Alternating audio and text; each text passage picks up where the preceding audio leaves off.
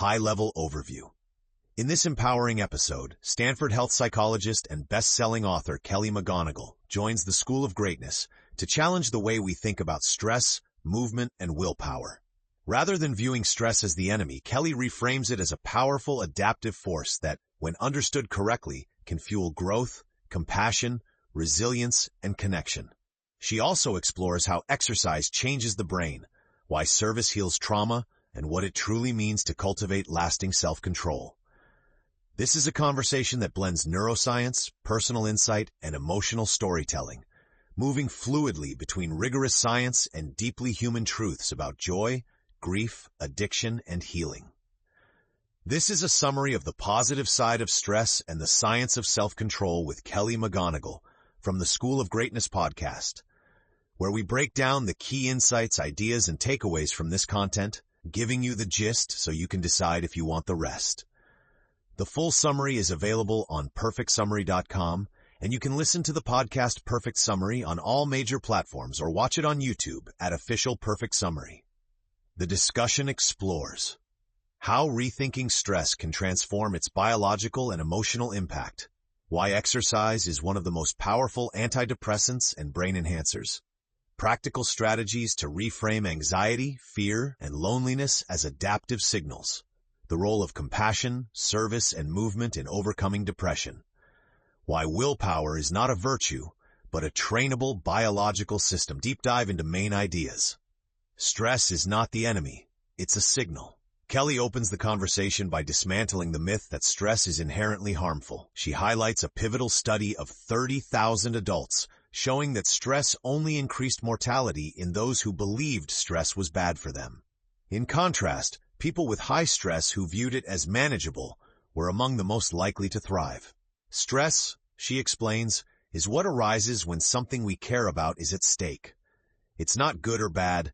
It's a set of physical and emotional responses wired to help us rise to challenges, connect with others, and adapt. Learning to reinterpret stress-related sensations, like a pounding heart or racing thoughts, as energy rather than panic dramatically improves both performance and health.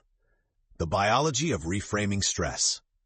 McGonigal explains that changing how we talk to ourselves during stress, saying things like "my heart is in it" or "I'm here for this," shifts our physiological response from fight or flight to challenge and engage. These micro-shifts increase emotional resilience, reduce inflammation, enhance problem-solving, and promote social connection. In moments of loneliness, for example, the body releases biological signals not to isolate, but to seek connection. By recognizing this, we can lean into outreach instead of retreat. Hager's The Antidepressant Power of Movement. One of the strongest recurring messages is that exercise is the single most powerful non-pharmaceutical intervention for depression and anxiety.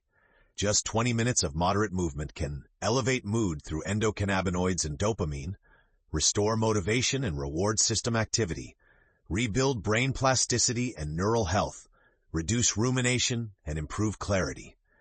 Kelly shares that for people experiencing chronic grief, trauma, or addiction, movement activates the same healing pathways as deep brain stimulation, often with longer-lasting results. Even in her own life, fitness classes helped her overcome self-doubt, failure, and loss. 3 practical antidotes to depression. Kelly outlines 3 evidence-based, do-it-yourself ways to combat depression. 1. Exercise. Not as punishment, but as reconnection to agency and vitality. 2. Service. Volunteering activates self-worth, community connection, and purpose, especially for those who feel alone or stuck. 3. Animal companionship. Caring for a pet activates nurturing instincts, reduces isolation, and builds trust. She also names a 4th optional path, compassion meditation. This practice of imagining, giving, and receiving care builds emotional strength and helps people stay open during moments of pain and vulnerability. Willpower is a biological response, not a moral trait. Kelly redefines willpower as the capacity to make choices consistent with your deeper goals and values, even in the face of competing desires. It's not about rigid control or perfectionism. It's about self-awareness, value alignment, and internal support. True willpower, she explains, involves lowering the bar. Instead of striving for perfection, focus on small wins aligned with your purpose. Planning for weak moments. Expect to be tired, triggered, or overwhelmed, and design environments that support your best choices. Biological support. The brain has a built-in pause and plan system that activates when your goal is clear. Naming values helps trigger this system under stress. She emphasizes that success is more about persistence and self-compassion than brute force. Willpower grows when it's nurtured, not demanded. Depression, trauma, and the brain's defeat response. McGonigal explains how repeated trauma can trigger a neurological defeat response, similar to animals who give up after repeated abuse or isolation. But that same plasticity that made the brain vulnerable can be used to heal. Engaging in new, meaningful experiences, movement, love, connection, purpose, restores neural function. Trauma may leave scars, but the human brain is designed to be changed by experience. With the right environments, new stories, and embodied practices, it can find its way back to trust, meaning, and aliveness.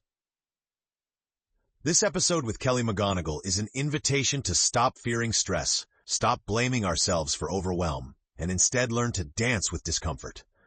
Stress is a signal, not of weakness, but of values, goals, love, and life.